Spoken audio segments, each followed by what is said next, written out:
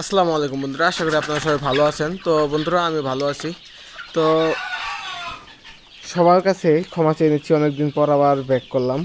তো আলহামদুলিল্লাহ, সবাই দয়া করে একটু মাশাআল্লাহটা বলবেন, কারণ মাশাআল্লাহ না বলে দেখা যাচ্ছে মানুষের বদনজর থেকে আল্লাহ আমার জিনিসকে হেফাজত করুক। তো আপনারা সবাই দোয়া করবেন।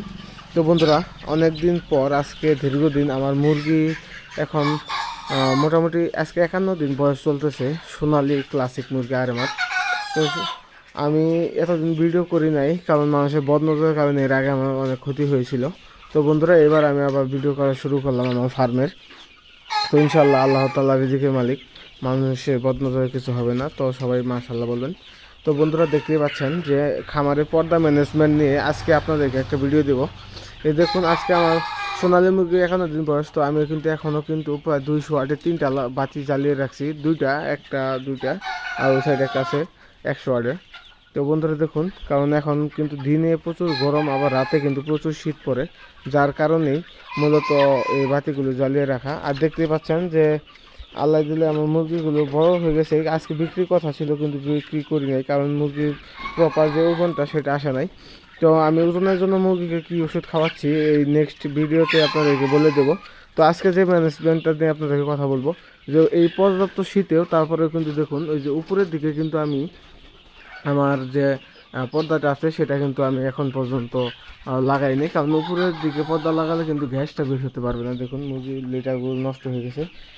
মুরগি বড় হলে মুরগি 20টাটা অনেক হয়, যার কারণে এই দেখুন আমি পর্দাটাকে কেমন করে লাগিয়ে দিই।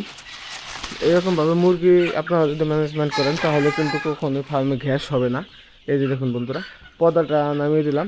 আর এই পাশে মানে আপনার একদম হাইট বডি বরাবর রাখবেন সবসময়, যাতে বাতাসটা মুরগির গায়ে সরাসরি না লাগে। এই যে দেখুন, আপনাদের যদি দেখাই, সরাসরি কিন্তু মুরগির শরীরে বাতাসটা লাগতে পারবে না, যার কারণে মুরগি কিন্তু কোনো ধরনের শীত লাগবে না। তো এখানেও লাল লাইট দেওয়া আছে। আমার মোট 1100 পিস মুরগি এখানে আছে।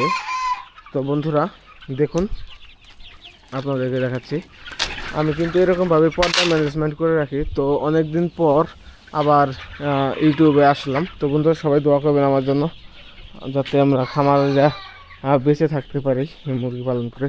দেখুন, তো আমি এই যে এপাশে পর্দাটাও কিন্তু ফেলবো না, এই সাইডে উপরে খোলা আছে গ্যাস বের হওয়ার জন্য। তো সব সাইডে মোটামুটি উপরের দিকে খোলা রাখছি গ্যাস বের হওয়ার জন্য। আর এই সাইডে আরেকটা পর্দা দিয়ে দেবো এ পর্যন্ত, যাতে বাতাসটা সরাসরি মুরগির নাকে না লাগে।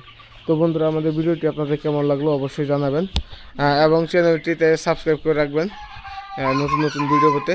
ধন্যবাদ সবাইকে, আসসালামু আলাইকুম।